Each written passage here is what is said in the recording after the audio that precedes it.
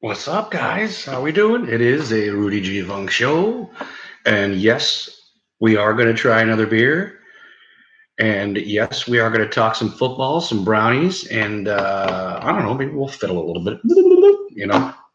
So yeah, let's get started here. I'm gonna put on my fucking Googles. But yeah, we're gonna do a Troegs double Bach beer, and this will wrap up our tour of PA. You know the I did a few of these trogs. They wound up being some really good beers. So we kept in the family for a little while, and that's what we do here. We do whatever we want, you know. That's what we wanted to do because Trogs make some pretty good beer, and they're out of PA, Hershey, PA. And let's see if this, yeah, Trogs beer. What's the birdie thing? But they got a tasting room and a brewery tour. So that, you know, if you guys, anybody out of PA hasn't done that, probably not such a bad idea, man. They got some pretty good beer. Um, This one is alcohol content is 8.2%. So you know, hopefully we'll grind through this. You know, it's a little high for me, but you know, that's probably one of the first things I'm going to check out is how much alcohol you actually taste because those other beers were pretty good. I was impressed with them. Um, yeah, let's try and take a read here. Hang on, far sighted, so I need my trusty. There we go. Okay, listen to this. This, which made me do another Trogs before I moved on, was okay, let me read here. Figured out no food, no problem. Just drink a double Bach, thick and chewy. Chewy. With intense notes of caramel or caramel, however you like to say that, chocolate, and dried stone fruit, which I really have no fucking idea what that might be, but that I found interesting also. Uh, Nader, as we call them, serves as a tribute to this liquid bread style. So yeah. So it says Magnum German Northern Brewer. Okay, yeah, that's some of the details I found interesting. But yeah, we're gonna give her a try. And I haven't had a Bach. I think it was actually Michelob used to have it, or probably still does have an amber Bach. And I back when I wasn't drinking craft beer, I used to drink that, and I liked it. So yeah, we're gonna give TROEGENATOR a try, and then we're gonna talk some football stuff, man. Seem like talking football. Just kidding. We're gonna use an opener. We're gonna use an opener. It's our little joke of the day. Let's give her a smell. Right out of the box.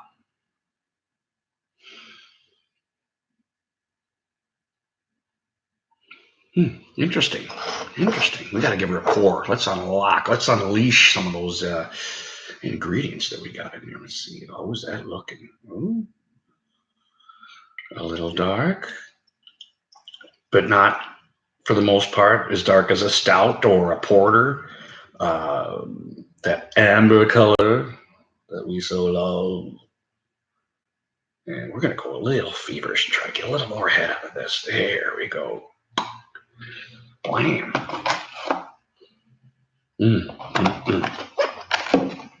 Hey, somebody gave me a like already. Look at that. Not bad, huh? See through the light there? This light kind of sucks. I think there's a disparity between the way it looks when it records and but you can see through it. Nice amber color, pretty good looking beer. You know, as I toss around a little bit, I see we got some hugging, we got some webbing, we got some nice hugging onto the glass, which you know I love. Makes me want to grab it again and take another drink. And yes, when I do try these beers, I cannot help but if you guys are ever trying any beers, there's a couple of real pros out there on YouTube, and Greg's Beer Reviews is one of them, and Darwin is another one. And these guys got thousands of beers that these guys try. They're I would consider them pros. I think YouTube does, but they're probably right up there in the top two beer reviewers. So if you ever get the knack to try something and you want to see what it looks like or what it sounds like or their opinion on it, definitely check those two guys out because we're pure amateur here. You know, I'm a clown here, so I'm just like trying different beers. But this looks pretty good.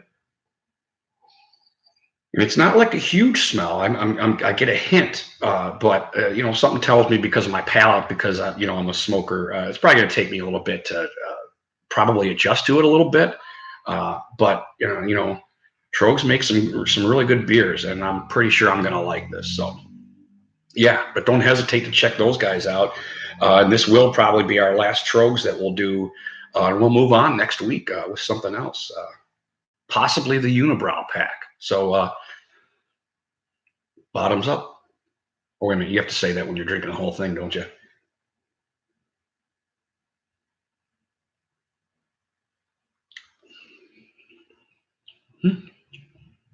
Wow, it's not a real huge taste, but I don't taste any alcohol. No, I'm just kidding. Yeah, I don't want to say any, but it's very well hidden. It's not whooping your ass. And this is, I don't know, this is 2 or 3 more percent volume than I'm normally used to. I like this. 7. I don't really like to go too much higher than that, but we're going to start entering the depths of getting into some pretty high volume beers here. So this is a good start, I think, because this is 8.2. Because I think some of the stuff that I'm going to try next week, if I do that Unibrow pack, you're getting into the 9s and stuff like that. So it's a little bit more difficult to articulate browns and pick up the old fiddle when your motor skills are down. You know what I mean? Look at that glare in my glasses. These fucking things are. All right. Yeah, good stuff, man. Good stuff.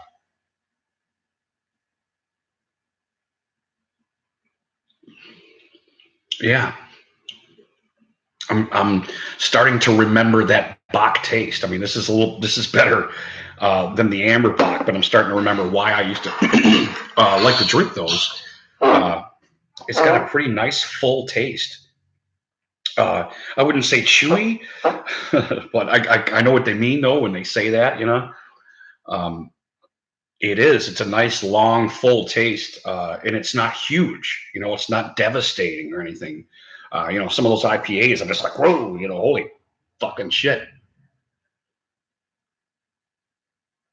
Fucking shit. So, yeah, let's talk some browns, man.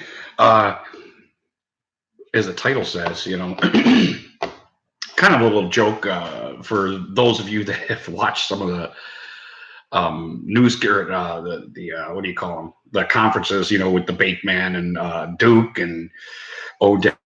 First of all, I do want to say that not necessarily knowing Odell, it was really refreshing to hear him talk.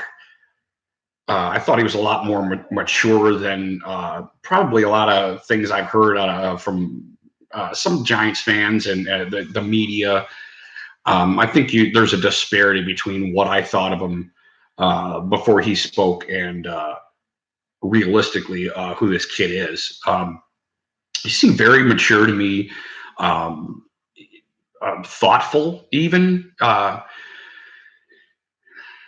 think he seemed a lot more normal. I think that interview kind of really brought him down to earth as, not some kind of pompous, how dare you, talk to me. And I wound up liking him after the interview. He seemed really honest and sincere, and that's all I ask. I don't ask him, how dare you not be, you be whatever you want. This is Freedom Channel 6000, but yeah, I liked him, and I know it's OTAs, but coaches saw differences. I think with him being on the field, which is a good sign. A chemistry seemed to be building with the Bake Man, which is all good. And if you saw the title, I really was trying to be funny with the Odell and Duke adjusting to Baker's balls. Of course, you got the balls that he throws to Odell and the balls that Baker has when he comes out and doesn't hesitate to say that. I don't necessarily think he was busting Duke's balls, but a lot of media kind of took it. Hey, Steele, how are you?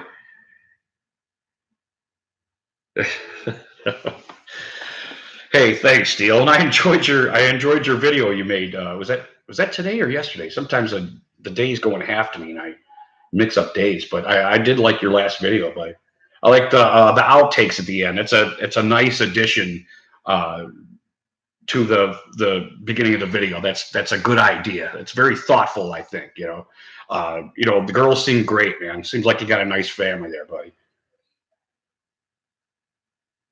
And I bless you guys with goodness, man. But yeah, the Trump video. And I noticed, I couldn't help but notice as soon as I got on there. I don't know. There's like, I think they just think you're. They just thought you were just. I guess everybody probably had their own interpretation of the video, but I think a lot of people just saw the Trump thing and just kind of thought you were whooping on him or something, and it just gave you a bunch of dislikes. But I gave you my thumbs up. And Nathaniel, what do? You at home? I hope. I hope you're not working. Get to work, man. It's good to see you, buddy.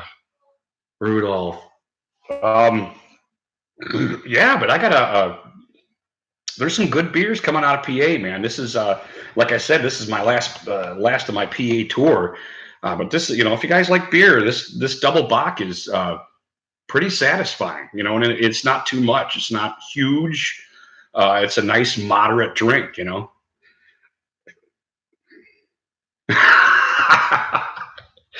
Don't be pulling in the garage, man.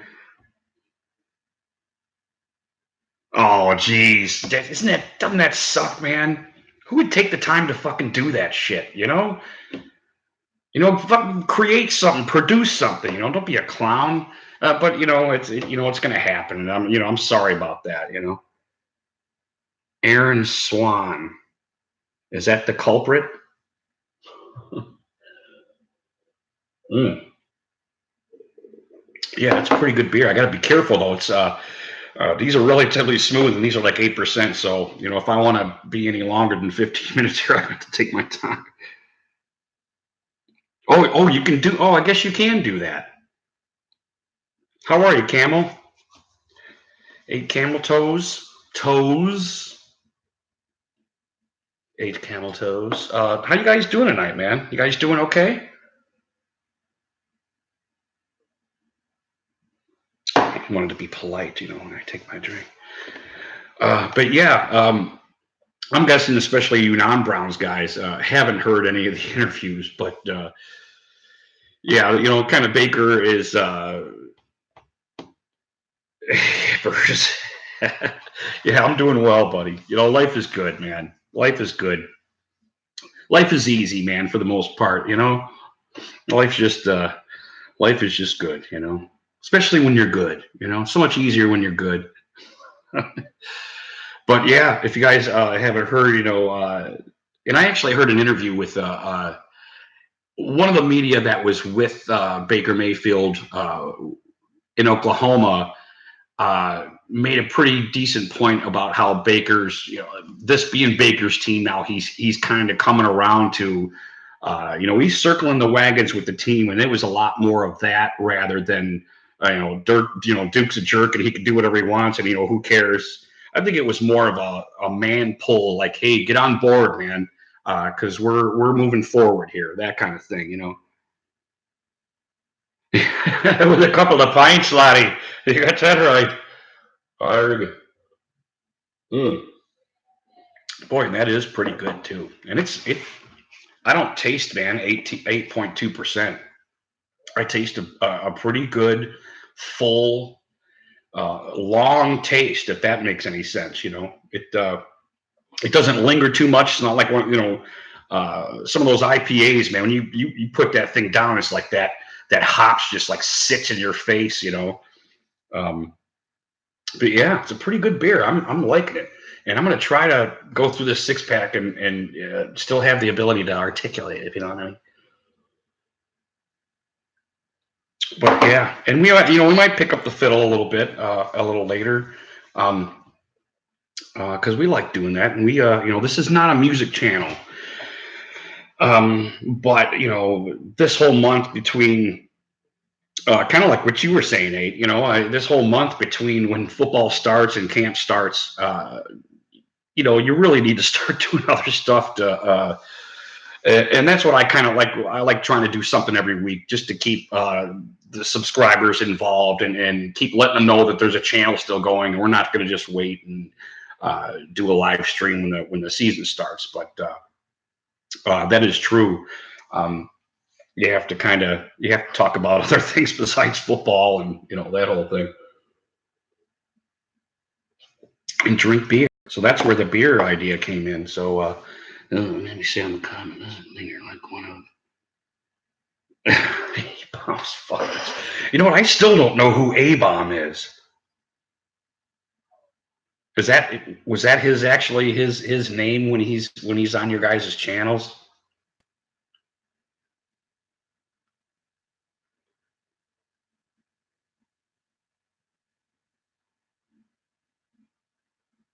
Oh yeah, thanks, man. Thanks, Abe. I appreciate it, buddy. You're not missing much.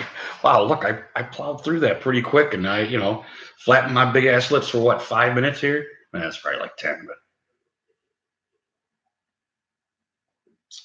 but yeah, back on the Baker thing. I really do think it was more of a man nudge, because Duke's a pretty good dude, man. And I don't know what you guys know of Duke, you non-Browns guys, which I know that sounds kind of stupid, non-Browns, but he was always really cool, and he was always a fucking workhorse. Did his job. He never talked any smack or anything. When he scored a touchdown, he wasn't walking down, like a model or anything like that. And not that there's anything wrong with that, but he was, flip the football to the ref and get back and let's go play. He was always that dude, and I always really liked Duke myself, even though I think it was last year or back when we had Sashi and Di Podesta, which I claimed sushi in Budapest. Um, there were rumors, and the media started about trading Duke, and I guess you could just take my word. You're probably not going to watch the interviews or anything, but they mentioned this to Hugh when he was our coach, and Hugh really stuck up for Duke and really saved Duke from being traded because Duke's market value was up, and I'm guessing they were probably getting some pretty decent offers that. We had Matthew Days at the time, which I had just learned that he's with the Saints now. I don't know how far up the depth chart he is or anything, but Matthew Days was very much a Duke Johnson. I think it was North Carolina State he played for. I really liked him. He was like the second to the last pick in the draft, and I was just like, wow, how did I even miss this guy? Because he's very Dukish in a certain sense. His size, he's too small to be a between the tackle back. But he caught well out of the back. He actually, if you watch his verses, that was the guy to stop if you wanted to beat. I think it's North Carolina State. I could be wrong. It's one of those. Wait a minute, Eight. Do you if you're still here, do you know who Matthew Days is? You might have heard that name actually. You're from Carolinas, right? You might know this. I don't know. Maybe you don't. Maybe I'm just assuming because it's that region or whatever. But for the most part, if you stopped him, you stopped them from winning. He was pretty much an all-around back for them. But when he ended the never heard of him. When he got on our team, he was very Dukish. So I had the impression that Sushi in Budapest were like, oh hey, we got a nice cheap Duke here. Who's probably making league minimum or something like that because of where we drafted him. I'm not really sure necessarily how that works, but I'm pretty sure you don't have to pay him much if they just barely make the draft. But it seemed to me that they were trying to trade Duke then, and Duke was at the top. Not that he's diminished any since then, but his market value has diminished. and I thought that they were going to try to trade him then. And I really do think that Hugh Jackson saved his job. Right, right. There's some kind of I don't know necessarily the rules because I don't know all the rules. I'm pretty much an idiot. When I say that, I mean it. But if you like being on an idiot's channel, it doesn't make you an idiot. It's more of a Homer Simpson thing. But I really did like Matt Days, and what little we saw of him, he was Dukish. He's catching stuff out of the backfield. He was a one-cut back. If he got it in the open field, he could make the first guy miss with a cut, and that's all Duke was, for the most part. And I don't want to talk the dude down because I really like him, and he's been very efficient for us every year. When he got the ball, he was usually getting yardage. But a lot of times it was the defense is calling a pass play because they figured when he was in there, they're going to do a pass play, so they'd hand it off to him. He'd wind up getting 8 yards or something like that. So he really had a great average. He was very efficient for us. But he didn't play as much. He was like a third down back, or however you choose to say that. He might get the ball, I don't know, 5 times in a game, but he was very efficient, and I want to keep him.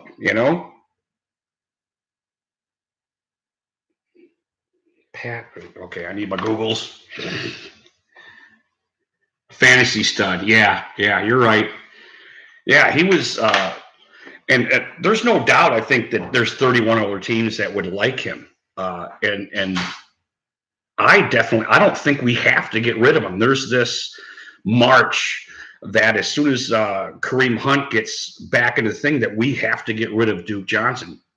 Now he's getting paid more than both of the other backs that are better than him. And I think people just look at that disparity and be like, well, we can't keep Duke because, he's making $3 million, $3 million is a lot of money, obviously, to us.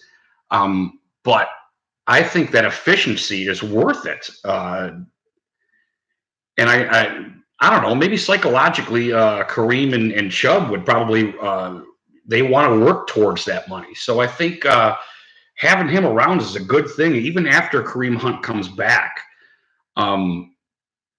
I'm sure there's savings in the difference between Hilliard, which is our other back, who they're trying to make it sounded like is Dukish. Yeah. Yeah.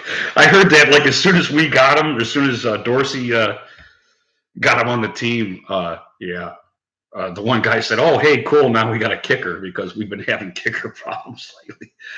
Oh, that's hilarious. I love it. But but one thing that really annoys me about I don't want to say annoys me. That's a little bit too harsh, but I really try to stay away from generalizations, and that's one of those things. People think Duke should have been traded already. Okay, well, if he's not traded, well, he's got to be traded as soon as Kareem Hunt comes back before the trade deadline. And I just don't believe that. I believe he's hit that point of, I think he kind of capped out market wise, and everybody just seems to be waiting for us to just cut him, I think, now. And I don't think that's Dorsey's fault. I think he didn't care for what he was being offered and didn't think it was worth it, that Duke can contribute more with us because he will contribute wherever he goes. He's a force to be reckoned with, despite his size and stuff like that, and I believe that. One thing I did want to talk about is with all the shit that's been going on with Duke, I'm starting to hear a little bit of fans kind of starting to turn on him because of this whole I want to be traded thing. And that's kind of, as small as this channel is, I really wanted to try to moderate that and try to temper that down a little bit because I was a little surprised at how Duke reacted to the media when they started chiming this shit that we got to trade him. And I don't think our media is evil or anything like that. I'm talking about the Browns media. I I think they do what they do. It's a story that's got a little meat on it, and you kind of start pushing it and trying to find out facts. And I get that whole reporting thing and journalism, that whole thing. I was just surprised that he reacted so strongly with, which may or may not be rumors, but the whole "I want to be traded" thing, despite all the work that he had done to come to this point. I mean, that's a lot of bad games. What was it, 2-30? What the hell were we? 1-31 or something? I mean, it starts to make everybody think that big fish in a little pond. Well, the talent. He's surrounded by talent now that he's just kind of wanting to move because the talent pool's too large. And that's a little annoying. And I think it's starting to annoy. It's not annoying me ultimately because I try to read between lines and really try to praise the situation for what it is. Because I think Duke overreacted to the media stomp on "we got to trade Duke." You got the black penis in your face, and they're fucking barking shit at you, and you start doing stuff like that. And I was a little surprised because Duke's a stand-up dude. Yeah, that's possible. I think some of the reason he wants to leave is because Hugh Jackson's gone. And that may sound petty, but if you saw the way Hugh reacted when it seemed like Sushi and Budapest wanted to trade him and get something serious for him, I think he really thought Hugh was his dude. And once Hugh was gone, I think he felt like he didn't have that ally because he was on one of the earlier episodes of the Rudy G. Funk show.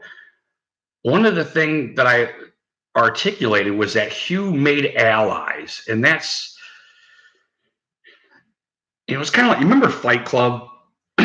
One of my favorite lines in Fight Club is when Brad Pitt is talking about Ed Norton's girlfriend. You don't really know that they're two different, or that they're the same entity, and two different personalities.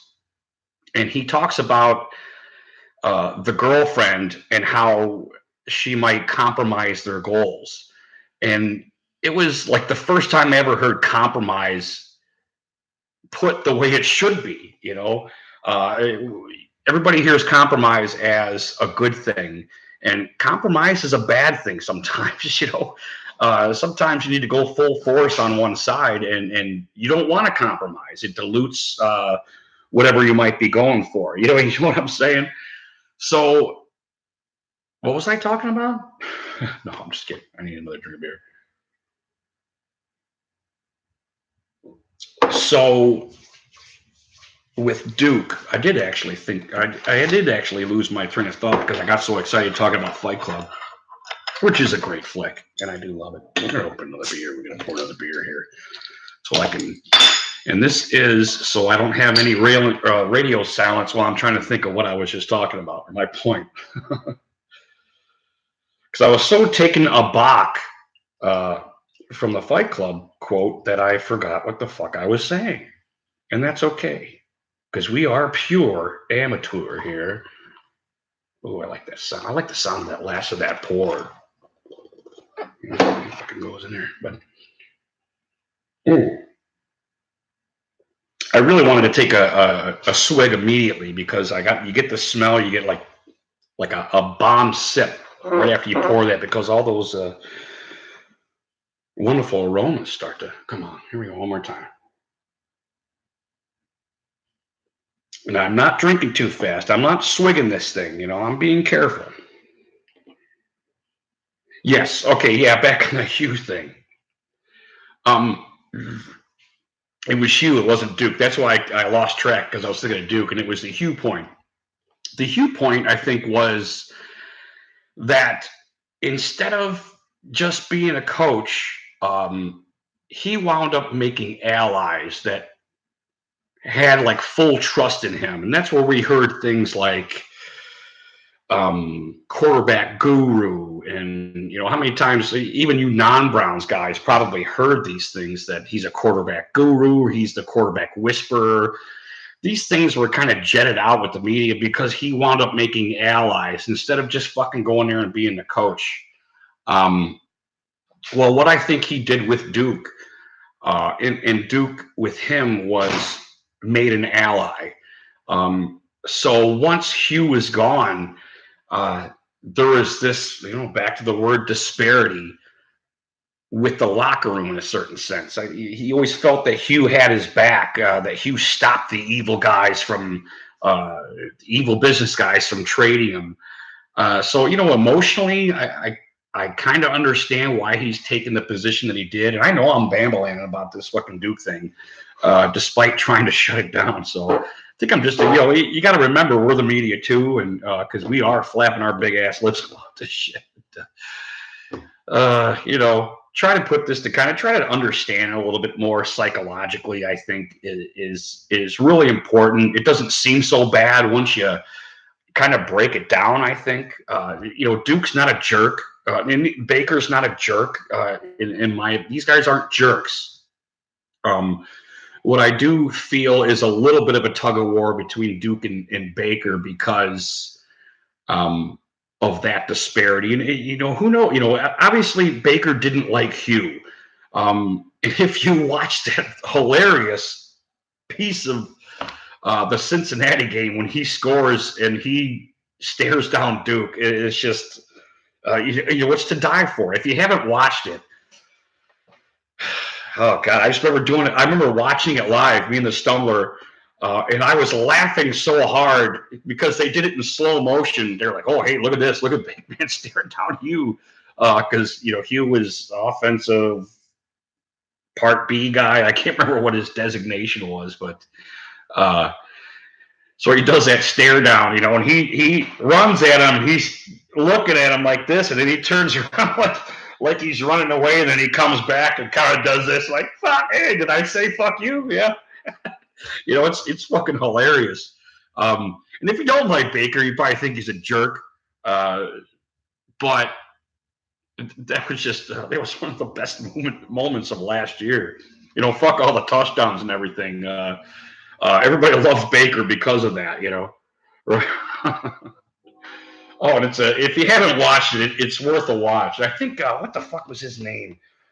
There was a Browns dude, Quantum Quahog, I can't remember, Quagmire or something. I can't remember the dude. It's him commentating and laughing and telling Hugh he's a jackass while this is happening. Yeah, I can't remember the dude's name. I get shit that pops up here. That's fucking, and then it goes away. I go to click on it, it fucking goes away, and that pisses me off. Fucking computers. But yeah, I think that kind of simmers down the whole Duke thing a little bit. On Baker, kind of this being his team, and get on board, which I want him to do. And I'm not going to think Duke fails at a man if he gets on board. I think he should get on board, and I think he should stay here and be a part of this team for a long time. I don't see nothing wrong with that. $3 million isn't a lot of money when it comes to market cap. So I'm not going to sit here and chime that we should get rid of Duke because we got Hilliard, because we already got rid of Matt Days. And I'm not necessarily sure Hilliard, in my eyes, from what I saw, was as good as Matt Days.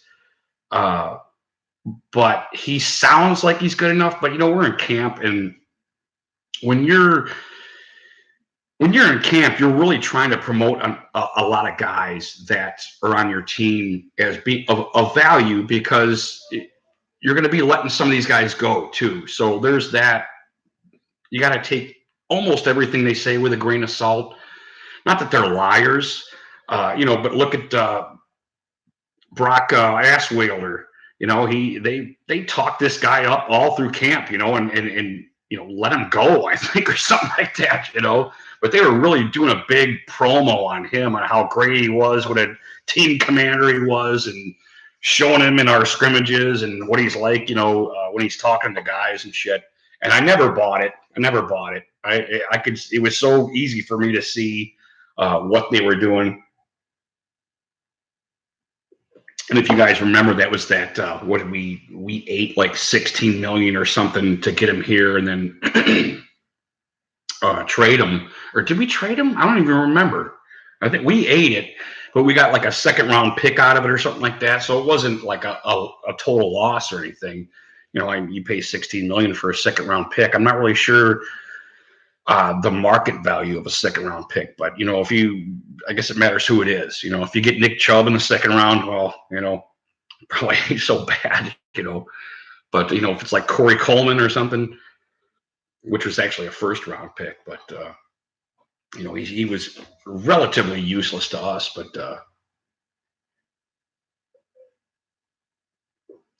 very interesting. Oh yeah. So hey, how are you guys doing out there? I mean, you guys hanging out tonight, or what are you guys up to? Everybody went. You know what I think? I think a lot of the times my numbers are wrong. Are you guys numbers ever wrong? Uh, if you're checking your shit on your phone, because there's always a disparity. You like Troegenator?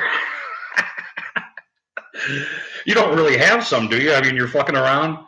Because I like it, man. I do like it. Nice webbing in the glass, you know? Yeah, it's good stuff. Mm, mm. Yeah, but you know, I can feel it. You know, I'm starting to get pretty buzzed. Not ridiculously buzzed. Oh, you've had it. Oh, good, good. That's cool.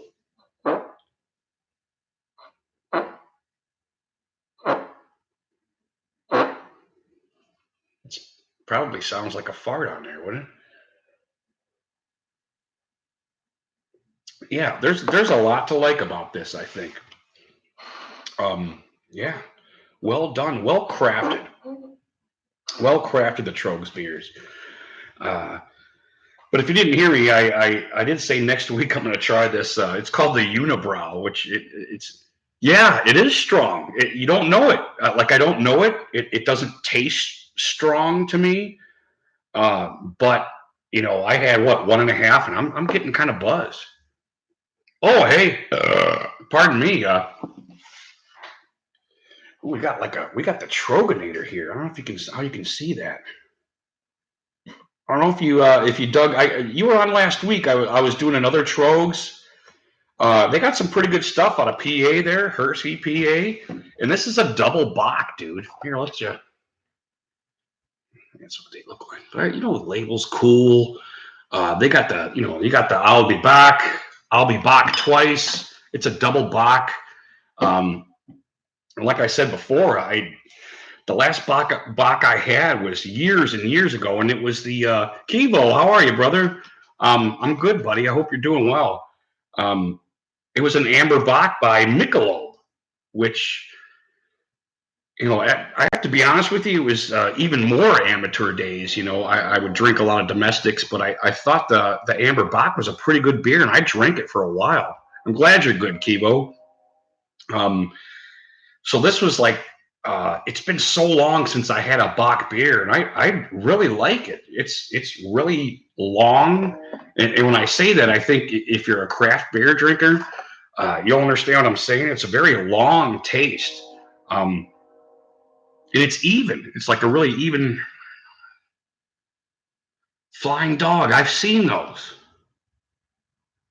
Ralph Steadman paints them. Oh, paints them. No shit. I'll have to take a better look at that. I think I just saw those the other day. Um, Yeah, but this is impressive, and it really. I think the number one thing. I mean, you know, it's 8.2%, and it really hides that alcohol. I mean, it really does. I don't taste alcohol when I'm drinking this. It's pretty good shit, and it is really long, tasty beer. I mean, I would drink this. They're expensive. You know, you pay for this stuff. You know that brew. You pay for good beer. It's costly, but I have to take a value look at it. If you go to a bar, you might pay $6 to $10 for one of these. Cheers, my brother. Yeah, this is pretty good stuff. So if I think I'm buying a 6 pack for $10, I think it was. Um, what am I paying? Math. Anyway, it's under $10 for one. No, what is that? 6 divided by 10. You got one. It's under $2 a beer. It's what, $1.50 probably, something like that, close to that. I'm relatively. There you go, 8. Good for you, buddy. 8. You're a value. You're an asset to this channel, bro. You have just become an asset. Look at you. 1.36. That's pretty cheap. You know, considering that you will pay, yeah, upwards of 6 to, I don't know, 10, depending on what bar you're at. How cool it is. And, especially when you're treating yourself. When you're treating yourself, there's nothing wrong with putting a little more work into what you drink. I mean, it's probably the same for smoke, right? Sometimes if you smoke, you want to, you got your regular, you got your Reggie, as my good friend would say, and sometimes you want the good stuff. You don't mind putting a few pounds of flesh out for it. It's worth it. You know, so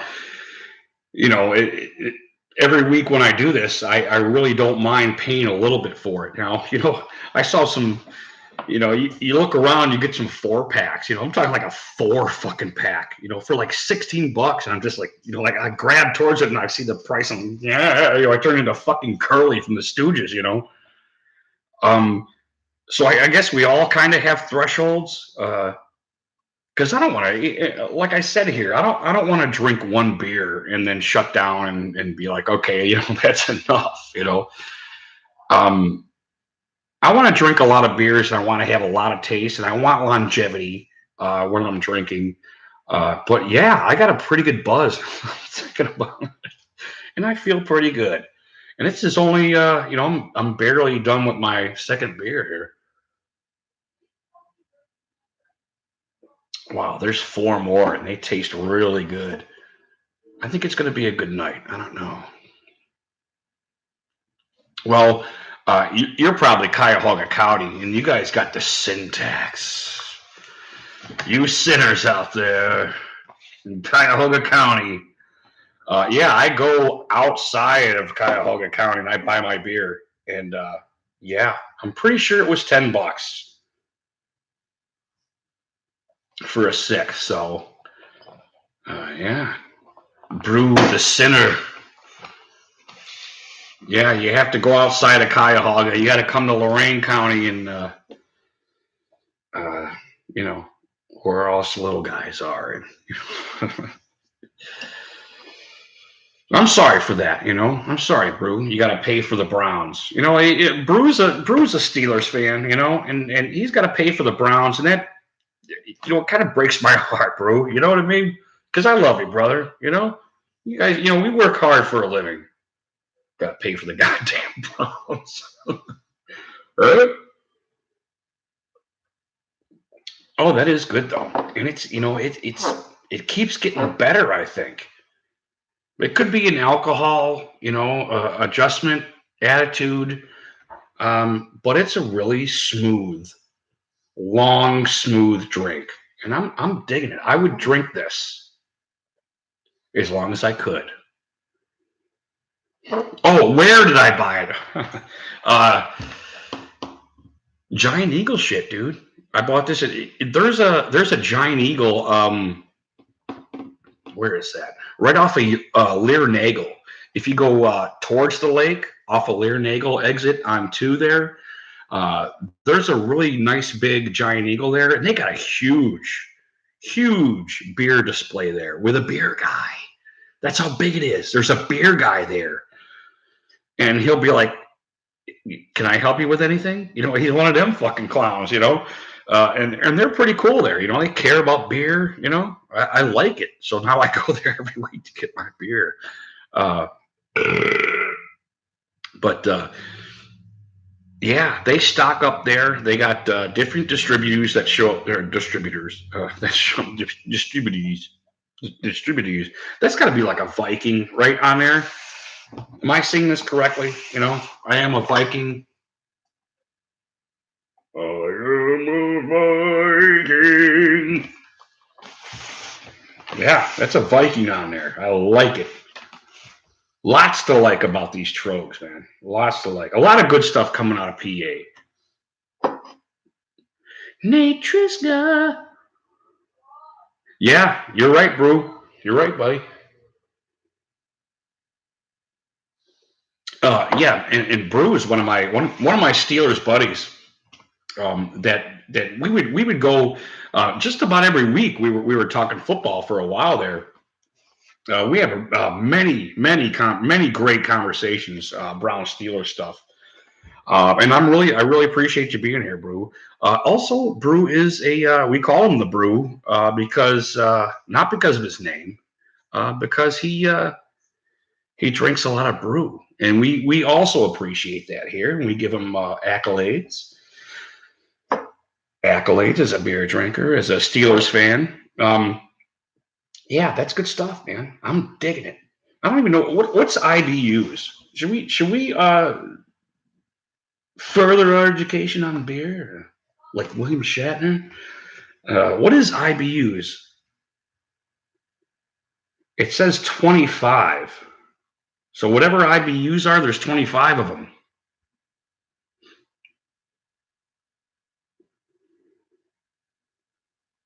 Is that like a barometer? Is like a weather thing or something? What is that? Yeah, whatever the IBUs are, there's 25 of them. Yeah, that's very thoughtful. That's what I think, Brew. When I drink this, I think very thoughtful that they made this beer with such a such a long taste. It really does. That's the only way I can describe it. It's a long taste. You know, you taste it while you're drinking it. You taste the same taste. It measures the bitter. Did you just Google that, Nate? You little trickster, trickster. You're a trickster, Nate. You're not allowed to use Google here. You have to use your brain, man. I'm just kidding, Nate. You do what you want, brother. This is Freedom Channel 6000. You know that. We don't stomp on education here, you know? Ooh, wow, that's good. Yeah, I got to pour another one. Oh, I got to do my beer joke every time, don't I? You know, I think repetition in comedy is my favorite. You know, it really is. You know, if you ever seen a movie like Heathers or something like that, you know, repetition really makes humor wunderbar. I took German when I was in ninth grade. I never learned that word, but I played a computer game called The Beast Within.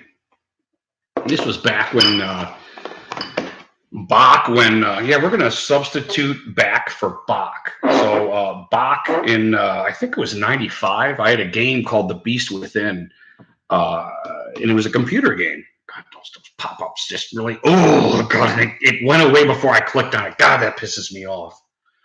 How dare you? What was I saying? Oh, yeah, the computer game, The Beast Within. And it was a pretty cool game. It was one of those, they actually had actors, and you would pick shit and have them do shit, you know. It's a scale based 1 to 100.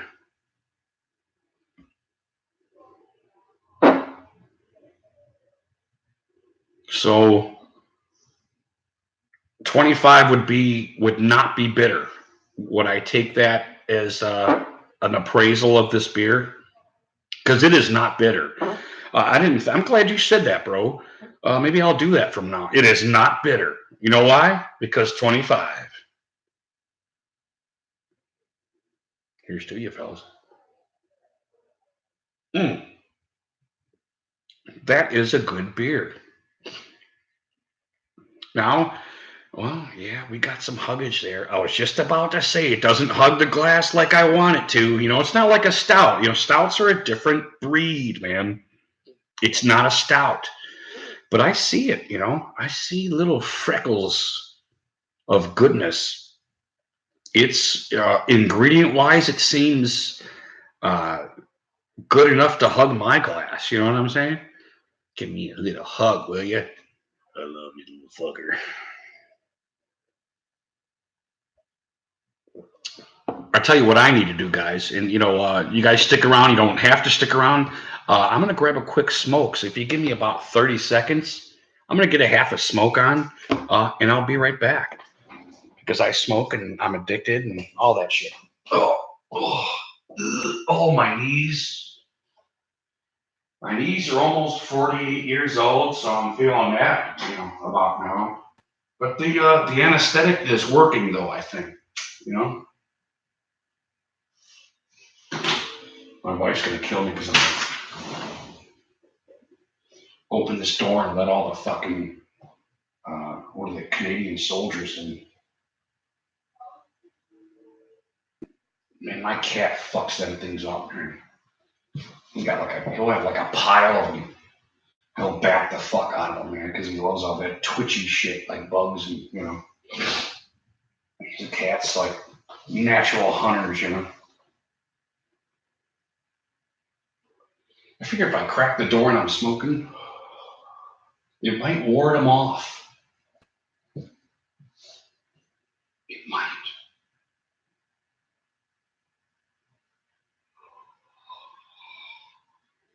And I'll ward them off with my smoke. Oop, the smoke's coming in here. The old lady's really gonna kick my ass. Fuck that, man. I'll kick her ass, man.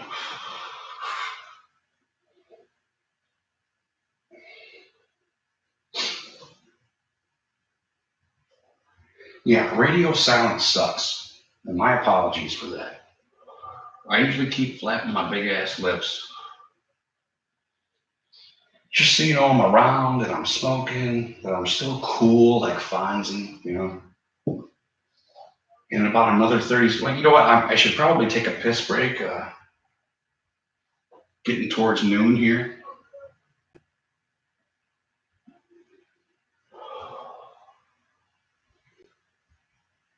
I think there was a warning on the side of the six pack here that it's going to make you pinch a loaf within a half hour. I could be wrong. They kind of hint that it fills you up, which I don't necessarily feel that. I got that six pack going already though, so yeah, those little buggers are keeping away. I think the smoke's offending them. I like offending bugs.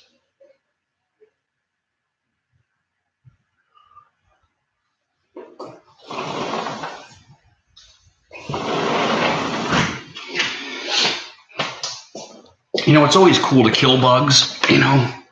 Bugs are those things. It's like Nazi zombies. You just don't feel bad killing them. But, every once in a while, there's like a big moth and it's got like a big fat body on it.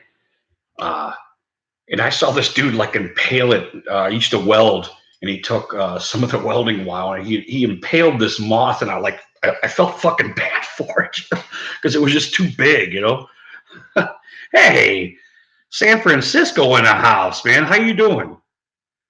How's Janine Garofalo doing, man? Is he doing well in camp or how's he doing there? It's good to see you, Bob, man. God bless you, brother. Cheers. You drinking anything tonight, Bob? Oh, wait a minute. You're 20, aren't you?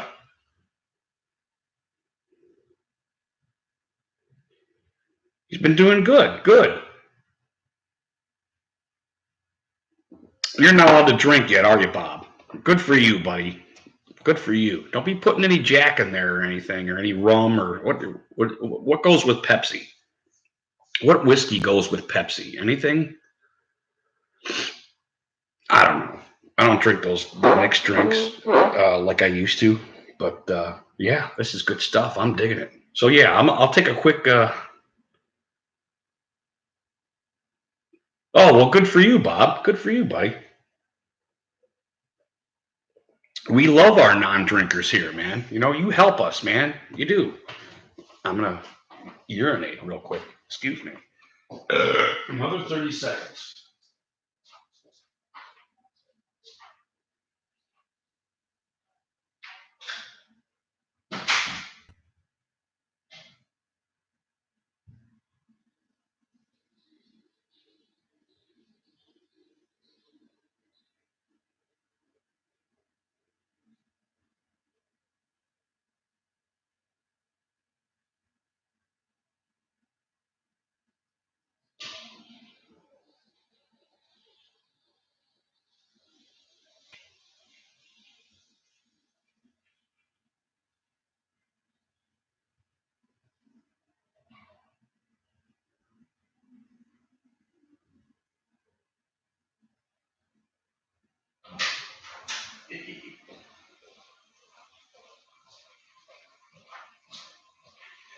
It's hilarious after I'm done taking a piss, I fucking wash my hands.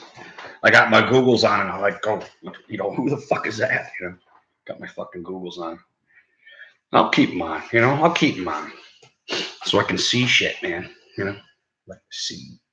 See, I'm farsighted. I can see shit far away, but it's like this, and the doc tells me, because I thought I needed glasses. So I went to the doc and I said, hey, I'm fucking blind. And I did that whole, the testes. And he says, you see well, you see far, you're farsighted, and you just need those like Walmart $2 fucking glasses, to see 2 feet in front of you. But like the more I wear these, I swear the fucking worse my eyes get. And it could just be time and I'm just getting older, that whole fucking thing. But that's this radio, like I can see better right here where I'm sitting, which is, I don't know how that necessarily looks, but that's probably like 3 feet. So, he's right. What's happening to me? Fucking government making my eyes bad, fucking Trump. Mm. Or it could be the beer. I don't know. I wonder if there's any kind of residual effect of drinking beer. The beer goggles, maybe. I don't know. It could be. Fuck. But anyway, yeah, I think we're gonna fiddle a little bit pretty soon because I think I'm pretty much done talking Browns and football. Unless you guys got anything to add that you guys want to talk about. But yeah, we're gonna pick up the fiddle and we're gonna start picking and we're gonna go music the rest of the night. It's like getting close to we're getting close to an hour in here. So we're gonna explore the acoustic, man. That's what we're gonna do. We're gonna explore the area or aria, whatever it's called. I have an aria acoustic. I think it's ARIA, which is I think might be a jazz acoustic. Like I said when I bought it, you really want some fat penis fingers when you're playing it. A real stomping jazz kind of play needs to go on it, but it was cheaper. So and I'm a fucking idiot, and I just wanted to buy an acoustic, so that's kind of what's going on there. But yeah, we're gonna keep rocking a little bit here because I feel good. These beers are good. And I got 3 more to go. So we got some longevity here because I'm getting buzzed, man. I'm getting buzzed. And I don't think it's because I know that it's 8.2%. I really do think this is a very good drink. And there's a hidden buzz behind this, man. When you're drinking it, man, you should probably be careful if you're out.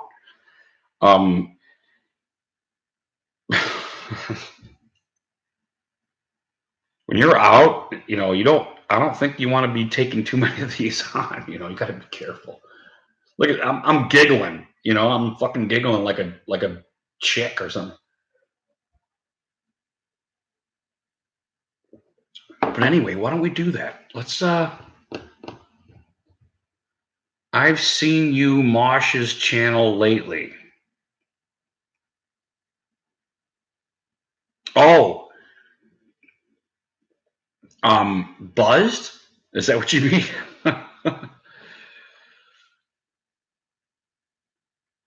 What do you? Yeah, I always, yeah, I like Mosh's channel. I like 8 Camel Toes. Steel. I like all those. There's a lot of good channels out there that, and I really like 8 Camel Toes. He's got a really nice hangout channel there that I really dig. And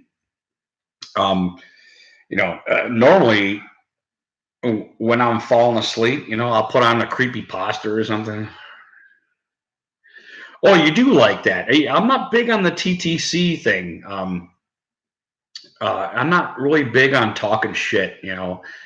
Uh, Everybody else seems to do it so well. I'm usually I don't know, kind of trying to like everybody, I guess. Oh, where you been, bro? God damn it, I needed you, brother. I kid. Hey, speaking of kids, how's the boy doing? How's the camps going with the little brew? Wait, I can't. Wait a minute. I won't call him little brew. I don't want to do that. I don't want to assume he's little bro. You know what I mean? But how's the boys and girls doing, bro?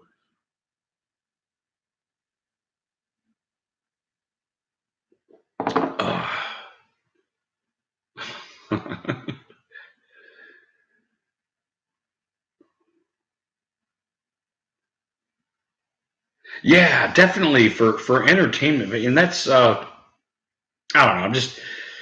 Uh, I'm really comfortable on H channel with everybody chilling and kind of talking about whatever they want. It's weird because I always bash the what would you call it,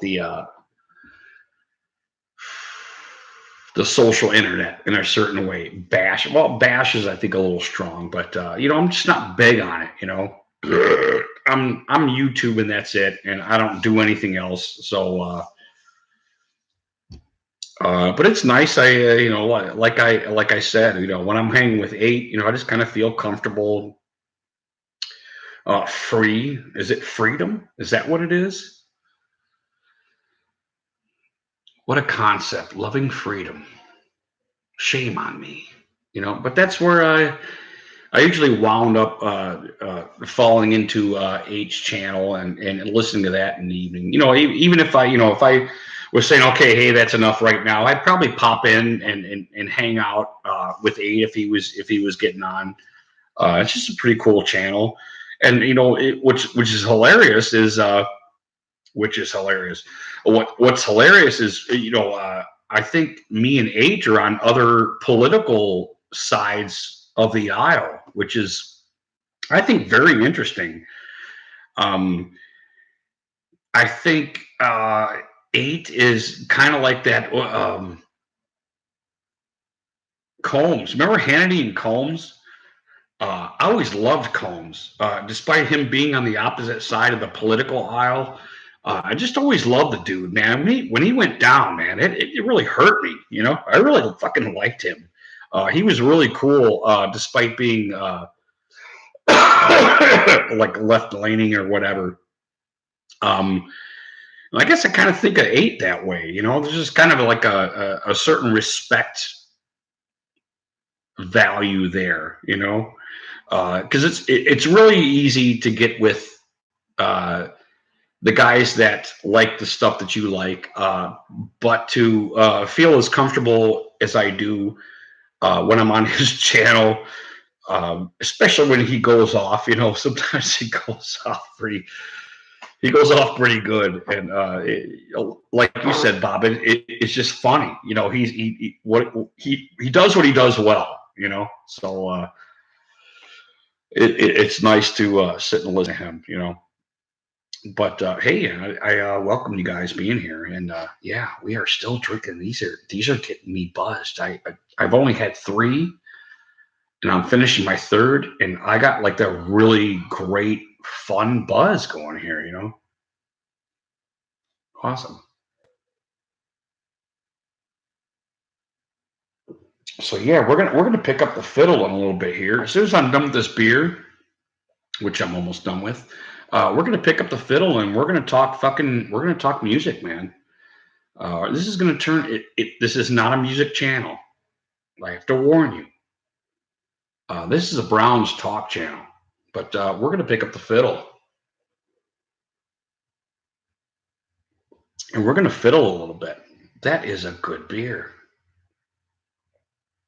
and like I said, um, the beers I want to try here, I want them to be good. This isn't let's check out everybody's beers because uh, we want to talk shit about them or anything like that. I want to be drinking good beers and I want to enjoy myself when I'm drinking them, and I do. And I've been pretty good about not necessarily an expert, but in being referred to good beers, picking good beers. I've been pretty lucky. Lucky might be the proper word for it. So, mm-mm-mm. Oh, that is really good. That is really good. A nice, subtle, all around taste, man. I really like it. I recommend it. Um, like I said, but I don't recommend it. If you're driving, you probably don't want to drink this. Like I said, you can't really taste the alcohol in it, and it's a good, fun drink. And this is one of those where you probably have three, and you go to get off the stool to piss, and you're going to be a little shocked at how you might move left, you might strafe a little bit. Is that the proper verbiage? But yeah, good stuff, man. I like it. Mm. Oh yeah, that's good stuff. Can you hear my glass farts? Hold on, let me try.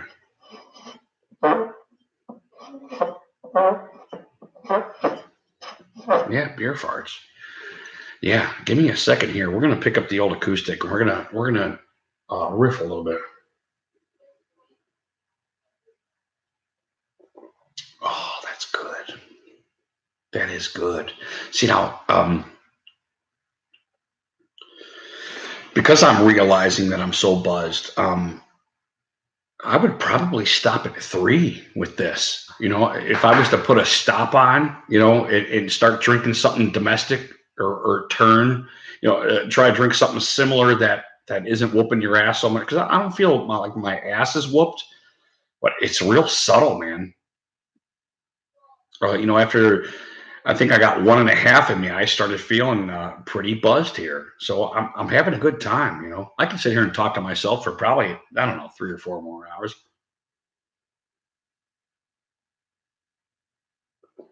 Oh, but nice, yeah, nice webbing. It's trying to hug my glass.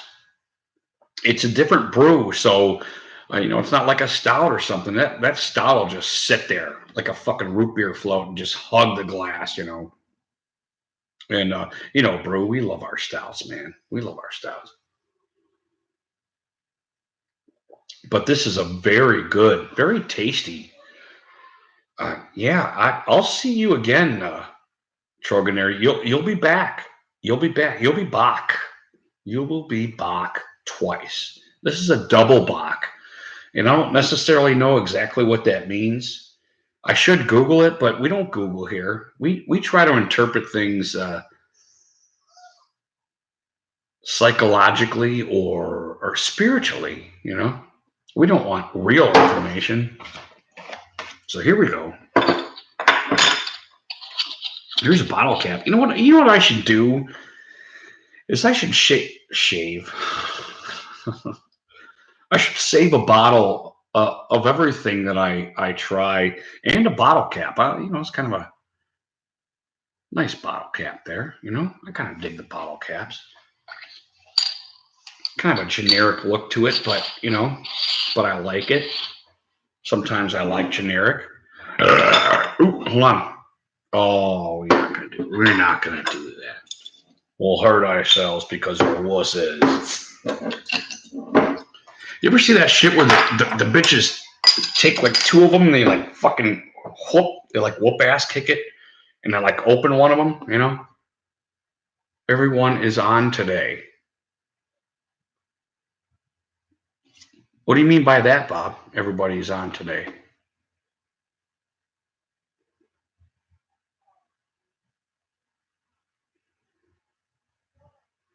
Oh, you mean YouTubers? Is that what you mean? Oh, yeah. Hey, that's cool. That's cool. That is real cool. Yeah, I noticed. Was it Mr. Bad Dog? Yeah, he did a live stream tonight. I really like his stuff, man. You know what, Bob, did I see you on Mr. Bag Dogs? Hold on a second. I'm pouring this beer, and it is, yeah, it is. You know what we're doing here. You know what we're doing here. We are rocking and rolling here. Anyway, did I see you on his channel, Bob? Or not see you, but see you through the ticker chat there? Because Bad Dog, man, he does some good the basketball, and I'm not a basketball guy, but I really enjoy watching Mr. Bad Dog do his live commentary on basketball games, and he was doing the, you know, obviously the finals. He's really good, man. He's really good. He does a good play-by-play on that, man. That impresses me. Um, he does a lot of good stuff. Of course, he's got like fucking 20,000 fucking uh, subscribers or something like that. But not only does he do good calling the game, but he whips through that the top chat pretty good. You know, he checks on. I see him checking on it frequently, and he comments on a lot of the stuff that we're talking about in there, and that's he cares, man. The one time, man, it looked like he didn't want to be there. It looked like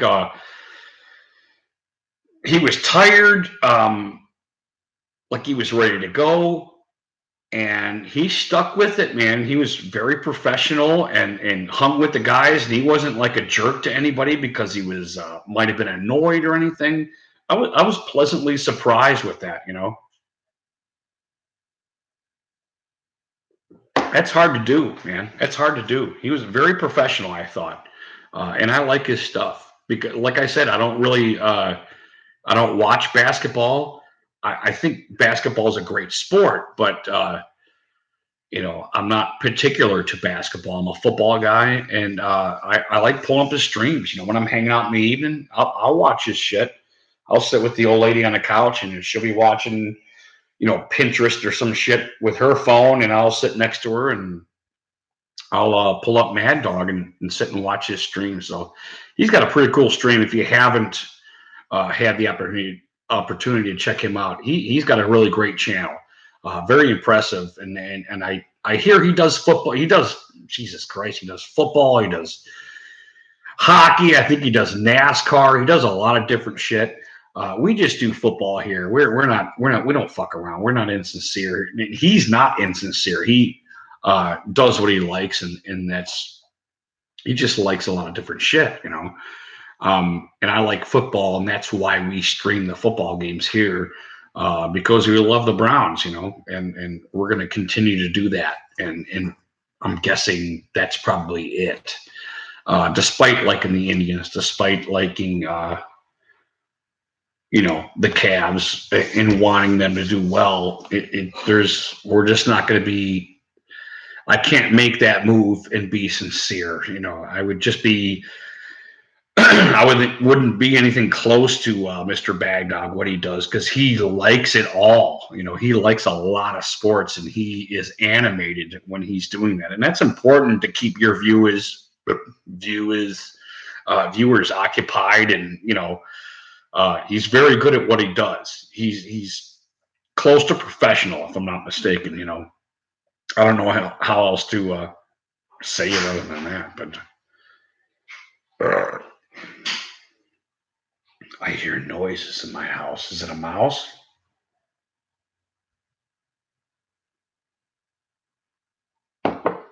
Anyway, um, I don't know. If we zero out, I'm not going to play because I don't want to just put. Um, I'm trying to be a little bit smart about this. I don't want to put any guitar stuff on and stuff on. I don't want to put any guitar stuff on late on the video because nobody will watch it. You know what I mean? Nobody's going to watch that far into your. If you're going a couple hours, nobody's going to watch that far into your video to uh, possibly appreciate it or anything. If we zero out here, I'll probably just get off. I won't play, and that's okay. It just if things just don't work out the way you want it to, and that's okay. This is Regi Funk Freedom Channel, man. That's how things work out.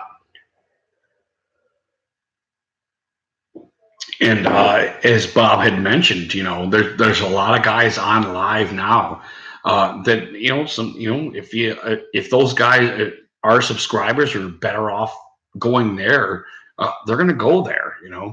So you got to put better content out there to keep your subscribers. That's how it has to be. It's a natural environment. So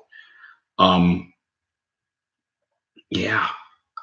I think I'm probably done. We zeroed out. So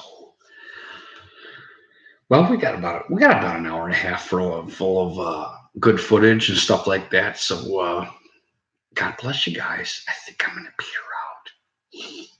Peter out. But we are not done drinking these beers. We're gonna keep drinking beers. We're gonna get online. We're gonna watch our other tubers. And watch them perform. That's what we're gonna do. We're gonna hang out. This is hangout night, and we're gonna continue hangout night. God bless you guys. Regi Funk loves you, man, and wishes the best upon you.